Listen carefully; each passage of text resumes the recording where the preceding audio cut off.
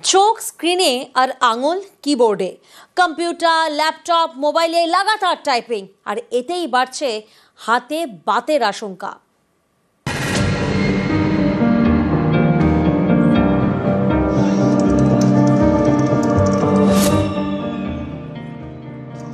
কর্পোরেটে চাকরি, সারাদিন কম্পিউটার বা ল্যাপটপে কাজ, টাইপিং করে যেতেই হয়।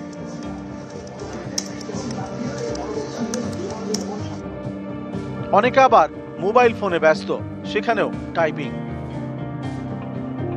পেনে লেখার দিন প্রায় শেষ, এখন মেশিনে টাইপ। চোখ স্ক্রিনে, আঙুল কিবোর্ডে কিংবা মোবাইলে চলছে টাইপ, আর সেখানেই লুকিয়ে ভয়ঙ্কর রোগ অস্টিওআর্থারাইটিস, সহজ কথায় বাত। শনিবার কলকাতায় অস্টিওআর্থারাইটিস নিয়ে সম্মেলন হয়। সেখানে বিশেষজ্ঞরা উদ্বেগ প্রকাশ করেন। তারা বলছেন, এতদিন মূলত বাত পায়ে হতো, কিন্তু এখন পায়ের সঙ্গে হাতেও অনেকের বাত হচ্ছে, বিশেষ করে আঙুলে। হাতেও অস্টিওআর্থারাইটিস হয়। হাতে হয়তো অনেক বেশি ইউজ করতে হয়, আপনার হাতকে হয়তো অনেক বেশি লেখেন কিংবা কম্পিউটারে মাউস নিয়ে অনেকক্ষণ কাজ করেন, লং টার্ম অনেকক্ষণ কাজ করেন, তাতে কিন্তু হাতের অস্টিওআর্থারাইটিস হয়। মোবাইল থেকেও অস্টিওআর্থারাইটিস, সেটাও অস্টিওআর্থারাইটিস হতে পারে। চিকিৎসকরা জানিয়েছেন, অস্টিওআর্থারাইটিস হলে হাত বা হাতের আঙুলে ব্যথা হয়। অল্প কাজ করলেই হাত ক্লান্ত হয়ে পড়ে, অনেকের মেজাজ খিটখিটে হয়ে যায়। এসবের প্রভাব পড়ে কাজে। ব্যথা হবে, কাজ করতে পারবেন না, হাত ফ্যাটিক হয়ে যাবে, কাজ করতে ইচ্ছা করছে, হাত চলছে না।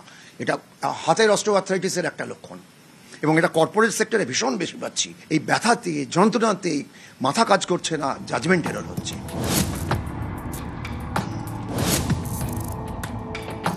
একই কাজ যদি বারবার করে করতে থাকে, যেরকম আমার মনে করুন যারা কম্পিউটারে কাজ করে তাদেরকে বারবার টাইপ করতে হয়, তখন যে আঙ্গুলের যে জয়েন্টগুলো থাকে সেগুলো কিন্তু ক্ষয়িতে থাকে, এবং অনেক সময় কি হয়, সেগুলোর যে বোনস থাকে সেগুলো বড় হয়ে যায়।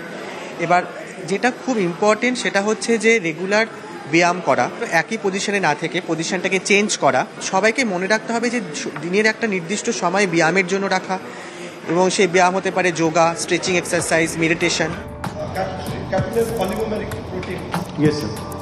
যেভাবে এখন কর্পোরেট সেক্টরের কর্মীদের হাত বা হাতের আঙুলে বাত দেখা যাচ্ছে, তা অত্যন্ত বিপজ্জনক বলে মনে করছেন রিউমাটোলজিস্টরা।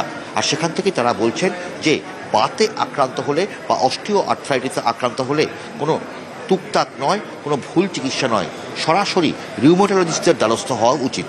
ক্যামেরায় সৌমেন দাসের সঙ্গে অভিজিৎ চন্দ, নিউজ 18 বাংলা, কলকাতা।